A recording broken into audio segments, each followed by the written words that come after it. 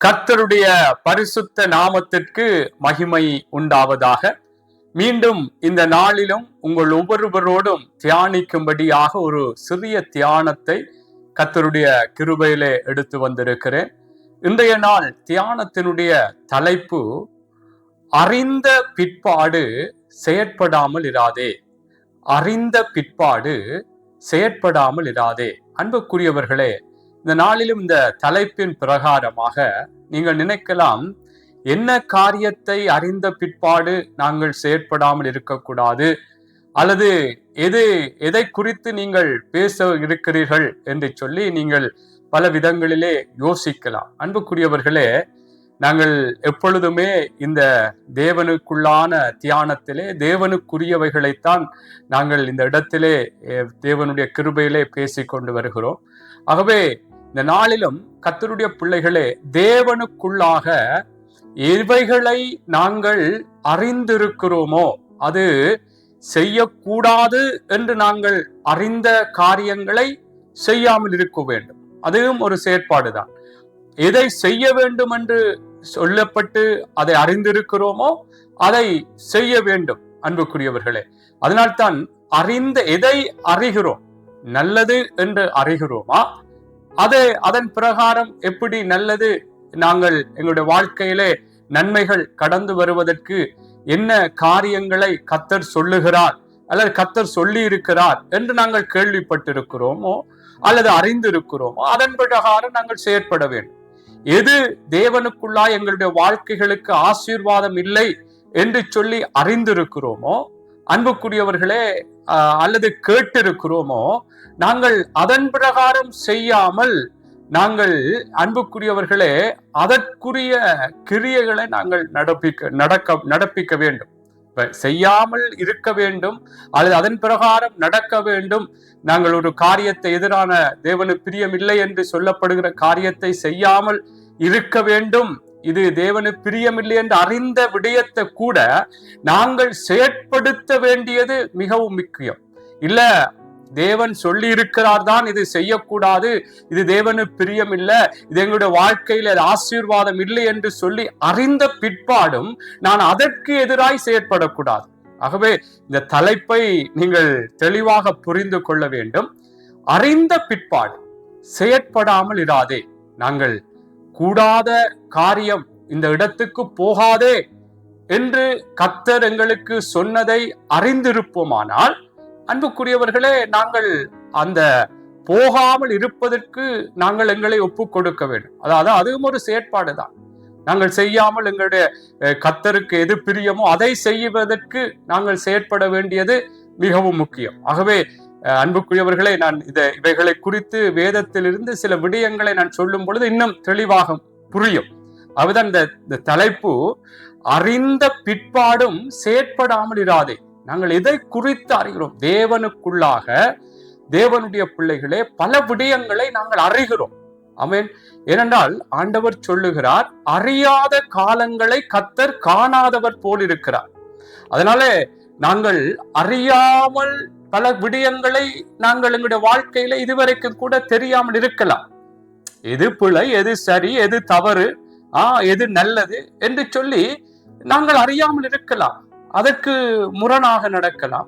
ஆனால் அவைகள் எல்லாம் கர்த்தர் அதை காணாதவர் போல் இருக்கிறார். ஆனா அறிந்த பிற்பாடு வேதம் சொல்லுகிறது, அறிந்த பிற்பாடு நாங்கள் அதற்கேற்றபடி செயற்பட வேண்டும் என்று வேதம் சொல்லுகிறது. ஆகவே அன்புக்குரியவர்களே, நாங்கள் அறிந்த பிற்பாடு நாங்கள் செயற்பட வேண்டும். அதற்கான ஒரு கிரியைகளை, அதற்கான ஒரு செயல்கள் எங்களுடைய வாழ்க்கைகளிலே இருக்க வேண்டும். இது எங்களுடைய வாழ்க்கையிலே இது ஆசீர்வாதத்துக்கு நேராக நடத்தும். அதனால்தான் அங்கே மீகா புஸ்தகத்திலே, அன்புக்குரியவர்களே, ஒரு வார்த்தை சொல்லப்படுகிறது. மீகாவின் புஸ்தகத்திலே நான் வாசிக்கிறேன், பாருங்கள். நிச்சயமாக என்றால் தேவன் எங்களுக்கு நன்மை என்னவென்று அறிய தந்திருக்கிறார். மீகா புஸ்தகம் 6வது அதிகாரம் 8வது வசனத்திலே சொல்லுகிறது, மனுஷனே, நன்மை இன்னதென்று அவர் உனக்கு அறிவித்திருக்கிறார்.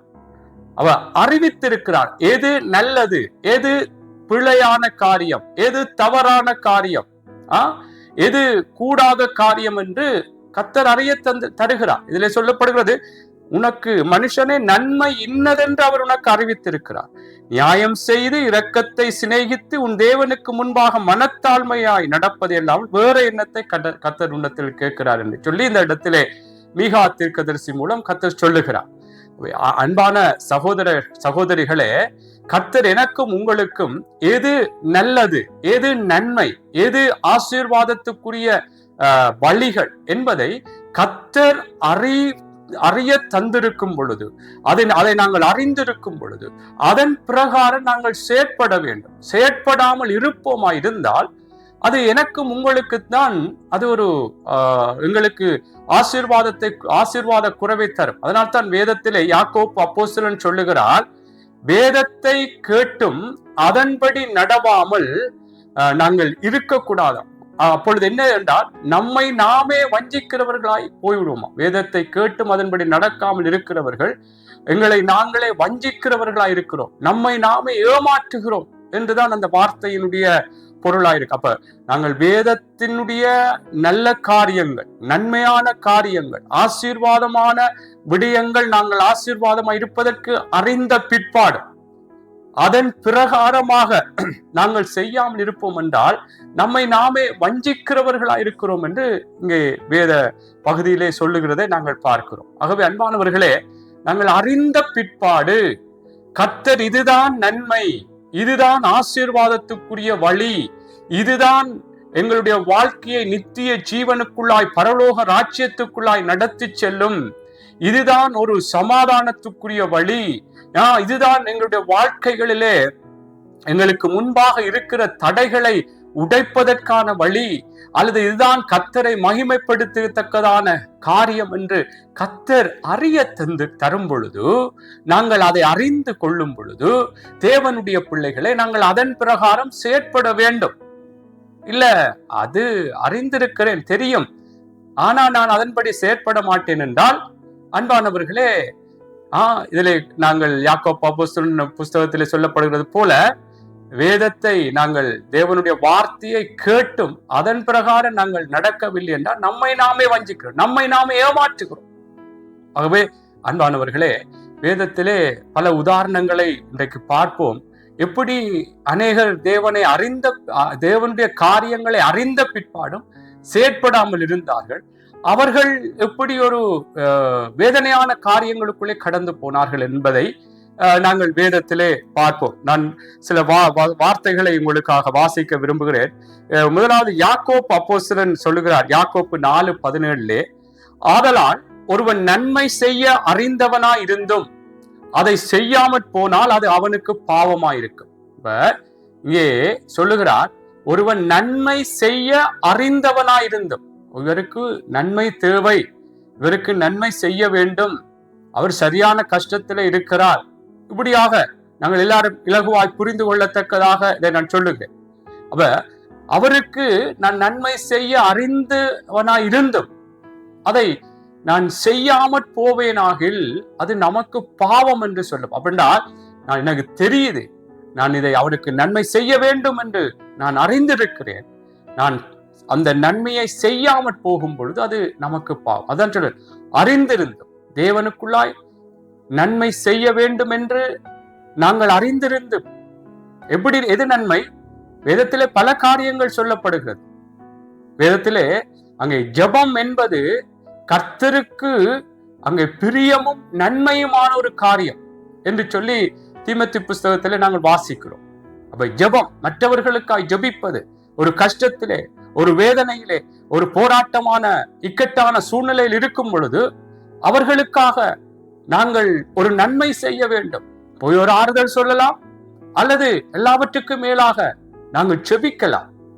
இந்த விடயத்தை அன்புக்குரியவர்களே, இந்த ஜெபிக்கிற விடயம் ஒரு நன்மையான காரியம் கர்த்தருக்குள்ளாய். நாங்கள் அவர்களுக்காக நாங்கள் ஜெபிக்க வேண்டும், எங்களுக்கு இவ்வளவு வேலை இருக்கு, நம்முடைய காரியங்களை நாங்கள் பார்ப்போம் என்று சொல்லி, அன்புக்குரியவர்களே, நன்மை செய்ய அறிந்தவர்களாய் இருந்தும் அதை செய்யாமற் போனால் பாவம் என்று வேதம் சொல்லுகிறது. ஆகவேதான் நான் சொல்லுகிறேன், அறிந்தும் செயற்படாமல் இருக்க வேண்டாம். எங்களுக்கு தெரியுது நன்மை செய்ய வேண்டும், மற்றவர்களுக்கு ஏதோ ஒரு விதத்திலே நன்மை செய்ய வேண்டும்.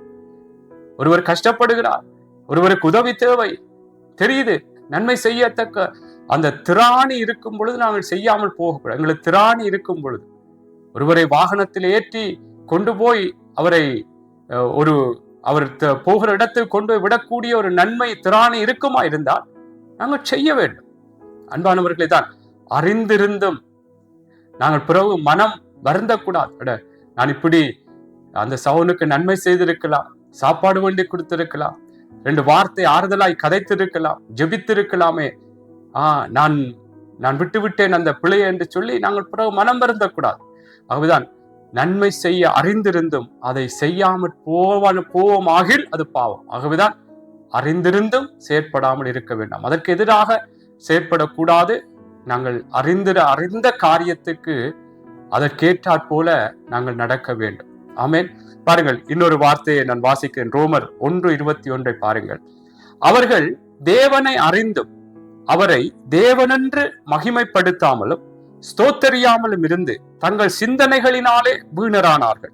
உணர்வில்லாத அவர்களுடைய இருதயம் இருளடைந்தது. பாருங்கள், என்ன இங்கே பவுல் சொல்லுகிறார். அவர்கள் தேவனை அறிந்தும் அவரை தேவனென்று மகிமைப்படுத்தாமலும் ஸ்தோத்தரியாமலும் இருந்து தங்கள் சிந்தனைகளினாலே வீணரானார்கள். ஆமென். அவ என்ன சொல்லுகிறார்? தேவனை அறிந்திருக்கிறார்கள். தேவன் எப்படிப்பட்டவர் என்பதை அறிந்திருக்கிறார்கள். நாங்கள் அவரை துதிக்க வேண்டும், ஆராதிக்க வேண்டும், ஸ்தோத்தரிக்க வேண்டும், மகிமைப்படுத்த வேண்டும் என்று தேவனை அறிந்திருக்கிறார்கள். ஆனால் இங்கே சொல்லப்படுது, அவர் தேவனை அறிந்தும் அவரை தேவன் என்று மகிமைப்படுத்தாமலும் ஸ்தோத்தரியாமலும் இருந்து தங்கள் சிந்தனைகளினாலே வீணரானார்கள். உணர்வில்லாத அவருடைய இருதயம் இருளடைந்தது. பாருங்கள், அறிந்தும் செயற்படாமல் இருக்கிறார். இன்றைக்கும் சில ஆராதனை வேளைகளிலே, ஆராதனை சபைகளிலே நடத்தும் பொழுது அன்புக்குரியவர்களே, தேவன் என்று அறிந்திருக்கிறார்கள். தேவனை துதிக்கும்படியாய் இந்த ஜனங்களை ஏற்படுத்தினேன் என்று அறிந்திருக்கிறார்கள். ஆனால் இருதயத்தை கடினப்படுத்தி கொண்டு முன்னுக்கு நிற்கிறவருக்கு ஆராதனை நடத்துகிறவரோ அவர் நடத்துகிறார், நானே ஆராதிக்க வேண்டும் என்று சொல்லி அந்த மனுஷனோடு அல்லது அந்த சகோதரனோடு ஒரு பொறாமையின் நிமித்தமோ இன்றைக்கு தேவனை மகிமைப்படுத்தாமல் ஸ்தோத்தரியாமல் இன்றைக்கு அநேகர் காணப்படுகிறத கூட நாங்கள் பார்க்கலாம்.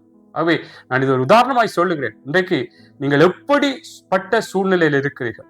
தேவனை அறிந்தும் தேவனை ஆராதிக்காமல் அவரை மகிமைப்படுத்தாமல் ஸ்தோத்தரியாமல் இருப்பீர்களா இருந்தால் சிந்தனையினாலே வீணரானார்கள். உணர்வில்லாத அவருடைய இருதயம் இருளடைந்தது. ஆகவே அன்பிற்குரியவர்களே, நாங்கள் அறிந்திருந்தும் செயற்படாமல் இருக்கக்கூடாது. கர்த்தர் தேவன், அவர் ஆராதனைக்குரியவர், அவர் துதிக்கப்படத்தக்கவர், அவரை துதிக்கும்படியாய் நாங்கள் ஏற்படுத்தப்பட்டிருக்கிறோம் என்று அறிந்திருந்தும் இன்றைக்கு நாங்கள் ஆராதனை நேரங்களிலே கர்த்தரை ஆராதிக்காமல் வீண் பிராக்குகளுக்கும் வீணான சிந்தனைகள், அந்த நேரங்களிலே டெலிபோன் பார்க்கிறதும் மற்றவர்களோடு கதைப்பதும் அங்கும் இங்கு பார்ப்பதும், இதெல்லாம் அன்புக்குரியவர்களே, அல்லது ஆராதனை நடத்துகிறவர் அவர் நடத்துகிறார், நானேன் கைதட்ட வேண்டும், பாட்டு படிக்க வேண்டும் என்று சொல்லி இன்றைக்கு தேவனை அறிந்தும் அவரை மகிமைப்படுத்தாமல் ஸ்தோத்தரியாமல் அநேகர் காணப்படுகிறார்கள்.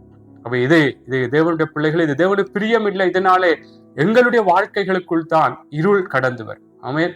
ஆகவே கர்த்தரை அறிந்திருந்தோம். யார் எப்படி ஆராதனை சபைகளை நடத்துகிறார்களோ, யார் இப்படி என்றில்ல, கர்த்தருக்குள்ளாய் ஒரு மனிதனை கர்த்தர் ஆராதிக்கும்படியாய் தெரிந்திருக்கிறாரோ அவர் நடத்தும் பொழுது கர்த்தருக்குள்ளாய் கர்த்தரைத்தானே ஆராதிக்கிறோம். ஆகவே நாங்கள் தேவனை அறிந்திருந்தோம். தேவனுடைய பிள்ளைகளே, அவரை நாங்கள் ஸ்தோத்தரித்து மகிமைப்படுத்தி அவரை உயர்த்த வேண்டும். அல்லேலூயா. ஆகவே அறிந்த பிற்பாடு நாங்கள் செயற்படாமல் இருந்து விடக்கூடாது. உங்களுக்கு தெரியும், அந்த பர்த்திமேயு குருடன் லூக்கா புஸ்தகத்திலே 18வது அதிகாரத்திலே 37, 38 அந்த வார்த்தைகள் சொல்லப்படுகிறது. அங்கே அந்த பர்த்திமேயு குருடனை குறித்து சொல்லப்படுகிறது. நசரேயனாக இயேசு போகிறார் என்று அவனுக்கு அறிவித்தார்கள். அப்பொழுது அவன், இயேசுவே தாவீதின் குமாரனே எனக்கு இரங்கும் என்று கூப்பிட்டான். முன்னடப்பாளர்கள் அவன் பேசாமல் இருக்கும்படி அவனை அதட்டினார்கள். அவனோ, தாவீதின் குமாரனே எனக்கு இரங்கும் என்று மிகவும் அதிகமாய் கூப்பிட்டான்.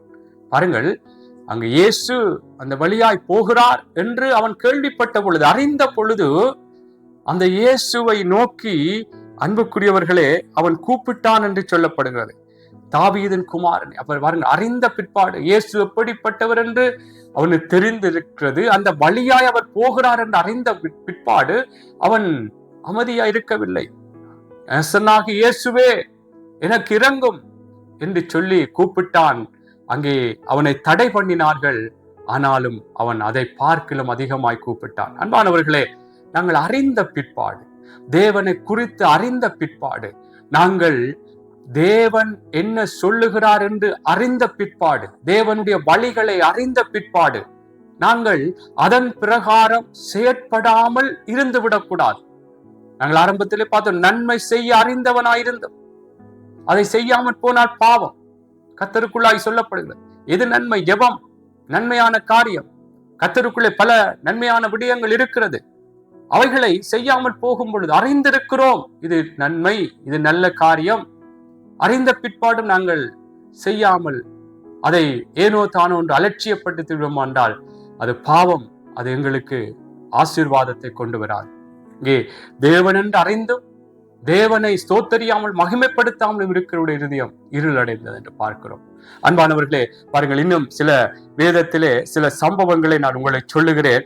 உங்களுக்கு தெரியும், முதலாவது ஆதியாகம புஸ்தகத்திலே நான் ஒரு சம்பவத்தை சொல்லுகிறேன். அவனுடைய வாழ்க்கையிலும் கர்த்தருக்குள்ளாக கர்த்தர் அவனுடைய எதிர்காலத்திலே அவன் செயற்பட போகிற ஒரு பொல்லாத காரியத்துக்கு ஒரு நல்ல ஒரு ஆலோசனையை முன்கூட்டியே சொல்லுகிறார். உங்களுக்கு தெரியும், காயின் ஆபேலுடைய சம்பவம். நான் அதை வாசிக்கிறேன். ஆதியாகம புஸ்தகம் 4வது அதிகாரம் 5வதிலிருந்து இருந்து வாசிக்கிறேன். காயினையும் அவன் காணிக்கையும் அவர் அங்கீகரிக்கவில்லை. அப்பொழுது காயினுக்கு மிகவும் எரிச்சல் உண்டாகி அவன் முகநாடி வேறுபட்டது. அப்பொழுது கர்த்தர் காயினை நோக்கி, உனக்கு ஏன் எரிச்சல் உண்டாயிற்று? உன் முகநாடி ஏன் வேறுபட்டது? நீ நன்மை செய்தால் மேன்மை இல்லையோ? நீ நன்மை செய்யாதிருந்தால் பாவம் வாசற்படியில் படுத்திருக்கும். அவன் ஆசை உன்னை பற்றி இருக்கும், நீ அவனை ஆண்டு கொள்வாய் என்றார். காயின் தன் சகோதரனாகிய ஆபேலோடே பேசினான். அவர்கள் வயல்வெளியில் இருக்கும் சமயத்தில் காயின் தன் சகோதரனாகிய ஆபேலுக்கு விரோதமாய் எழும்பி அவனை கொலை செய்தான். பாருங்கள், இந்த ஆபேலை கொலை செய்வதற்கு முன்பு காயினுக்கு ஆண்டவர் நல்ல ஆலோசனையை அறிவிக்கிறார், அறிய கொடுக்கிறார். அவன் அறிகிறான், அவனுடைய காணிக்கையை கர்த்தர் அங்கீகரிக்கவில்லை என்று சொல்லி அங்கே கர்த்தர் சொல்லுகிறார். அதுல முதலாவதுல பார்க்கிறோம், காயினுக்கு மிகவும் எரிச்சல் உண்டாகி முகநாடி வேறுபட்டிருந்தது. அப்பொழுது கர்த்தர் காயினை நோக்கி, ஏன் உனக்கு எரிச்சல் உண்டாயிற்று? உன் முகநாடி ஏன் வேறுபட்டது என்றெல்லாம் சொல்லுகிறார். சொல்லிவிட்டு சொல்லுகிறார், சில நீ நன்மை செய்தால் உனக்கு மேன்மை வரும். நீ நன்மை செய்தி என்றால் உனக்கு நல்ல காரியம், நல்லதாக நீ கர்த்தருக்குள்ளாக உன்னுடைய செயற்பாடுகளை மாற்றுவாயிருந்தால் உனக்கு மேன்மை வரும். நன்மை செய்யாதிருந்தால் பாவம் வாசற்படியிலே படுத்திருக்கு. நாங்கள் ஆரம்பத்திலே பார்த்தது போல, நன்மை செய்ய அறிந்திருந்தும் அதை செய்யாமல் போறோம். அப்ப நன்மை செய்தால் எங்களுக்கு ஆசீர்வாதம். நன்மை செய்யாமல் செய்து நன்மையை அறிந்திருந்தும் செய்யாமல் போவோமாக பாவம் என்று சொன்னது போல, இதுல நன்மை செய்யாதிருந்தால் என்ன? இதுல பாவம் வாசற்படியில் படுத்திருக்கும். நீ நன்மை செய்த உனக்கு மேன்மை உண்டு என்று சொல்லிவிட்டு சொல்லுகிறார், அவன் ஆசை உன்னை பற்றி இருக்கும், நீ அவனை ஆண்டு கொள்வாய். அப்ப நீ எப்படி உன்னை மாற்றிக்கொள்ள வேண்டும், உனக்கும் ஒரு ஆசீர்வாதமான நிலை இருக்கிறது என்பதை கர்த்தர் சொல்லுகிறார். அவருடைய காணிக்கை அங்கீகரிக்கப்படவில்லை என்றோன்னா எப்படி அவன் முகநாடி வேறுபட்டது, எரிச்சல் உண்டா? கர்த்தர் அவன்கிட்ட சொல்றார், இப்படி எல்லாம் இருக்காத, நீ நன்மை செய்தி என்றா உனக்கு மேன்மை இருக்கு, நீ ஆசீர்வாதமா இருப்பாய், அவன் ஆசை உன்னை பற்றி இருக்கும். இப்படி எல்லாம் சொல்ல பிற்பாடுதான் காயின் ஆபேலை அங்கே கொலை செய்கிறார். பாருங்க, அறிந்து எப்படி நல்லது செய்ய வேண்டும் என்று சொல்லிக் கொடுத்த பிற்பாடு, அவன் ஆசை உன்னை பற்றி இருக்கும், நீ அவனை ஆண்டு கொள்வா, நீ நன்மை செய் என்று சொல்ல பிற்பாடு, அறிந்த பிற்பாடு, அன்பானவர்களே, இங்கே காயின் ஆபேலை கொலை செய்கிறார். ஆகவே அறிந்த பிற்பாடு நாங்கள் தேவனுக்கு பிரியமில்லாததை நாங்கள் செய்துவிடக்கூடாது. எதை அறிந்திருக்கிறோம் அதன் பிரகாரம் செயற்பட வேண்டும். அதுதான் இந்த இன்றைய நாள் தலைப்பு. தேவனுக்குள்ள எதை அறிந்திருக்கிறோம் அதன் பிரகாரம். காயினை கொலை செய்யாதபடி, ஆபேலை கொலை செய்யாதபடிக்கு காயினுக்கு நல்ல ஆலோசனைகளை கர்த்தர் சொல்லிக் கொடுக்கிறார், அறிவிக்கிறார், தெரிவிக்கிறார். நீ நன்மை செய், உனக்கு மேன்மை வரும், அவன் ஆசை உன்னை பற்றி இருக்கும், அவனை நீ ஆண்டு கொள்வாய். இதுக்கு பிற்பாடுதான் அன்பானவர்களே அவன் காயின் ஆபேலை கொலை செய்கிறான். ஆகவே அறிந்த பிற்பாடு கர்த்தருக்குள்ளாக செயற்படுவதற்கு நாங்கள் தயங்கக்கூடாது. கர்த்தர் என்ன சொல்லுகிறாரோ அதன் பிரகாரம் நாங்கள் நடக்க வேண்டும். பாருங்கள், நீதிமொழிகள் புஸ்தகத்துல கூட அந்த ஞானி ஒரு காரியத்தை சொல்லுகிறார். நீதிமொழிகள் புஸ்தகம் 5வது அதிகாரம் 12, 13, 14 வாசிக்கிறேன். ஐயோ, போதகத்தை நான் வெறுத்தேனே, கடிந்து கொள்ளுதலை என் மனம் அலட்சியம் பண்ணினதே. என் போதகரின் சொல்லை நான் கேளாமல், எனக்கு உபதேசம் பண்ணினவர்களுக்கு என் செவியை சாயாமலும் போனேனே. சபைக்குள்ளும் சங்கத்துக்குள்ளும் கொஞ்சம் குறைய எல்லா தீமைக்கும் உள்ளானேனே என்று முறையிடுவாய். பாருங்கள், அவர் சொல்லுகிறார், ஐயோ, போதகத்தை வெறுத்தேனே, எனக்கு போதித்தார்கள் பல விதங்கள், இப்படி நடக்காத, இப்படி நட, எனக்கு பல காரியங்களை சொல்லி தந்தார்கள், அதை வெறுத்தேனே. கடிந்து கொள்ளுதலை என் மனம் அலட்சியம் பண்ணினதே. பாருங்கள், தேவனுக்குள்ளாய் தேவ காரியங்களை வழிகளை குறித்து அறிய கொடுத்த பிற்பாடும் அதை வெறுத்து அந்த காரியங்களை அலட்சியம் பண்ணின பிற்பாடு இந்த நீதிமொழிகளிலே இந்த ஞானி சொல்லுகிறார், என் போதகரின் சொல்லை நான் கேளாமலும், எனக்கு உபதேசம் பண்ணினவர்களுக்கு என் செவியை சாயாமலும் போனேனே. இதனால் என்ன நடந்தது? சபைக்குள்ளும் சங்கத்துக்குள்ளும் கொஞ்சம் குறைய எல்லா தீமைக்கும் உள்ளானேனே என்று முறையிடுவார். அப்ப தேவனுடைய பிள்ளைகளே, நாங்கள் கர்த்தர் எங்களுக்கு எண்ணத்தை அறிய தருகிறார். அது ஊழியக்காரர்கள் மூலம், தேவனுடைய பிள்ளைகள் மூலம் நல்ல வழிகளை குறித்து, நல்ல காரியங்களை குறித்து கர்த்தர் எங்களுக்கு சொல்லித் தருவார், வெளிப்படுத்துவார், தெரியப்படுத்துவார், கேள்விப்பட பண்ணுவார். அப்படி சொல்லும் பொழுது நாங்கள் அதை கேளாமல், அதை வெறுத்து, அதை அலட்சியம் பண்ணி நாங்கள் நம்முடைய மனம் போன போக்கிலே நடப்போம் என்றால், தேவ பிள்ளைகளே, நமக்குத்தான் வேதனை. இதிலே சொல்லப்பட்டது கூட, சபைக்குள்ளும் சங்கத்துக்குள்ளும் கொஞ்சம் கூறிய எல்லா தீமைக்கும் உள்ளானே. அறிந்த பிற்பாடும் அதன் பிரகாரம் செய்யவில்லை. நான் அதைத்தான் இதில் வெளிப்படுத்துகிறது. சாலமோன் ஞானி சொல்லுகிறார். அப்ப தேவ பிள்ளைகளே, நாங்கள் எதை தேவனுக்குள்ளாய் அறிகிறோமோ அறிந்த பிற்பாடு அதன் பிரகாரம் நாங்கள் செயற்படுவோம். அறிந்த பிற்பாடு அதன் பிரகாரம் செயற்படாமல் இருந்து விடக்கூடாது. அறிந்திருந்தும் செயற்படாமல் இராதே என்பதுதான் தலைப்பு. நாங்கள் இதை அறிந்திருக்கிறோமோ அதன் பிறகு செயற்பட வேண்டும். கூடாதென்றால் நாங்கள் அந்த கூடாத காரியங்களை வெறுக்க வேண்டும், நல்லதென்றால் நல்ல காரியங்களை செய்ய வேண்டும். ஆமென். அப்ப எதை அறிந்திருக்கிறோமோ அதன் பிரகாரம் செயற்பட வேண்டும் கர்த்தருக்குள்ளாய். அதுதான் ஆசீர்வாதம். அல்லேலூயா. பாருங்கள், சவுலை குறித்து உங்களுக்கு தெரியும். சவுல் ராஜா, அந்த ராஜா ஆக்கப்பட்ட பிற்பாடு ஆண்டவர் அந்த தேவனுக்கு எதிராக எழும்பின அந்த எதிரிகளை முறியடிக்கத்தக்கதாக தேவனுடைய பிள்ளைகளே அங்கே கர்த்தர் ஒரு ஆலோசனையை சொல்லுகிறார். அவனுக்கு உண்டான எல்லாவற்றையும் ஆடு மாடுகளிலிருந்து எல்லாவற்றையும் அவனுக்குள்ள எல்லாவற்றையும் அழித்து போட வேண்டும் என்று சொல்லி தேவன் சாமுவேல் தீர்க்கதரிசி மூலமாக அந்த அமலேக்கு அவனுடைய காரியங்களை இப்படியாக எல்லாவற்றையும் அழிக்க வேண்டும், அவனையும் அழிக்க வேண்டும் என்று சொல்லி சாமுவேல் தீர்க்கதரிசி மூலம் சொல்லுகிறார். ஆனால் அவன் அதை அறிந்த பிற்பாடும் அவன் தன்னுடைய மனசின் பிரகாரம், தன்னுடைய விருப்பத்தின் பிரகாரம் செயற்பட்டான். அதனாலே அவன் ராஜாவாக இல்லாதபடிக்கு தள்ளப்பட்டான் என்றே வேதம் சொல்லுகிறது. 1 சாமுவேல் 15:9 2 வசனங்களை வாசிக்கிறேன். சவுலும் ஜனங்களும் ஆகாகையும் ஆடு மாடுகளின் முதற்தரமானவைகளையும் 2ஆம் தரமானவைகளையும் ஆட்டுக்குட்டிகளையும் நலமான எல்லாவற்றையும் அழித்து போட மனதில்லாம் தப்ப வைத்து அற்பமானவைகளும் உதவாதவைகளுமான சகல வஸ்துக்களையும் முற்றிலும் அழித்து போட்டான். அப்பொழுது கர்த்தருடைய வார்த்தை சாமுவேலுக்கு உண்டாகி அவர் சொன்னது, நான் சவுலை ராஜாவாக்கினது எனக்கு மனஸ்தாபமாயிருக்கிறது. அவன் என்னை விட்டு திரும்பி என் வார்த்தைகளை நிறைவேற்றாமல் போனான் என்றார். அப்பொழுது சாமுவேல் மனம் நொந்து ராம் முழுவதும் கர்த்தரை நோக்கி கூப்பிடான். என்ன சொல்ற? அவன் என் வார்த்தைகளை நிறைவேற்ற, நான் எப்படி எதை குறித்து அவனுக்கு அறிவித்திருந்தேனோ சொல்லி இருந்தேனோ அதன் பிரகாரம் சவுல் செய்யவில்லை, நடக்கவில்லை, செயற்படவில்லை. அதனாலே அன்புக்குரியவர்களே, அதுக்கு பிற்பாடு அவருடைய அந்த ராஜ்ய பாரத்தை குறித்த விடயங்களை சாமுவேல் தீர்க்கதரிசி சொல்லுகிறார். ஆகவே நான் என்ன சொல்லுகிறேன், தேவனை குறித்து, தேவனுடைய வழிகளை குறித்து அறிந்த பிற்பாடு நாங்கள் அதன் பிரகாரம் செயற்பட வேண்டும். செயற்படாமல் இருக்கக்கூடாது. செயற்படாமல் இருப்போம் என்றால் எங்களுக்குத்தான் அது ஒரு வேதனையான, ஒரு கஷ்டமான சூழ்நிலைகளுக்குள்ளே நடத்திவிடும். அன்பானவர்களே, கர்த்தர் எங்களுக்கு நல்லதுக்குத்தான் எல்லாவற்றையும் அறிவிக்கிறார். பிரயோஜனமானவைகளை எங்களுக்கு போதித்து எங்களுக்கு நடத்துகிற தேவன் என்று சொல்லுகிறார். பிரயோஜனமானவைகளை சொல்லித் தருகிறார், நல்லதை சொல்லித் தருகிறார், நன்றா இருக்க வேண்டும் என்று சொல்லித் தருகிறார். ஆகவே அதன் பிரகாரம் அன்பானவர்களை நானும் நீங்கள் நடக்க வேண்டும். ஆமென். பாருங்கள், தீத்து புஸ்தகத்திலும் ஒரு வார்த்தை சொல்லப்படுகிறது. அதுக்கு முன்பதாக லூக்கா 12:47 வாசிக்கிறேன். தன் எஜமானுடைய சித்தத்தை அறிந்தும் ஆயத்தமாயிடாமலும் அவருடைய சித்தத்தின்படி செய்யாமலும் இருந்த ஊழியக்காரன் அநேக அடிகள் அடிக்கப்படுவான். அப்ப எஜமானுடைய சித்தத்தை அறிந்து, எங்களுக்கு எஜமான் யார்?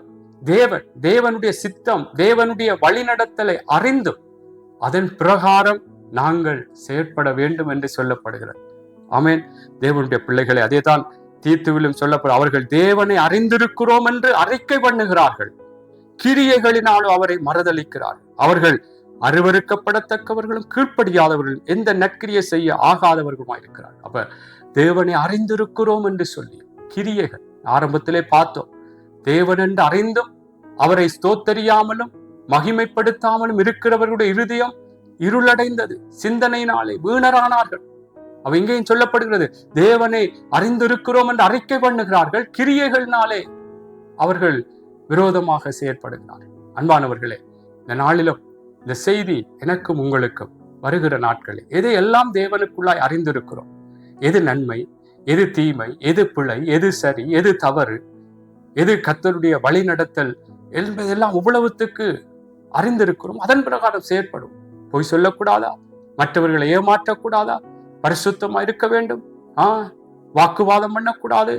அன்புக்குரியவர்களே, இப்படி பல பழிக்கு பழி வேண்டக்கூடாது, அன்பா இருக்க வேண்டும், சமாதானம், இப்படி எவ்வளவெல்லாம் கர்த்தருடைய வார்த்தைகளை அறிந்திருக்கும். கோபப்படக்கூடாது. அவர் இப்படி கர்த்தரை அறிந்த பிற்பாடு அதன் பிரகாரம் நாங்கள் செயற்படாமல் இருக்கக்கூடாது, செயற்பட வேண்டும். கர்த்தர் என்ன சொல்லுறார் அதன்படி செயற்படுவோம்.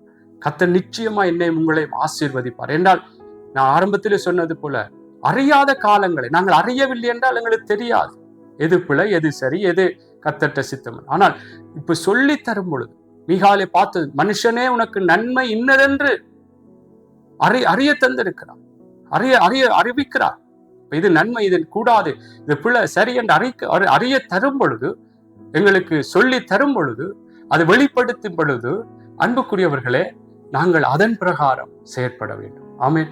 ஆகவே கர்த்தருடைய பிள்ளைகளே, நானும் நீங்களும் தேவனுக்குள்ளாக நாங்கள் எதையெல்லாம் அறிந்திருக்கிறோம், ஆமென், அதன் பிரகாரம் நாங்கள் செயற்பட வேண்டும். அறிந்தும் நாங்கள் செயற்படாமல் இருந்து விடக்கூடாது. இதை அறிந்திருக்கிறோம், நன்மை செய்ய அறிந்திருந்தும் அதை செய்யாமற் போனால் பாவம்.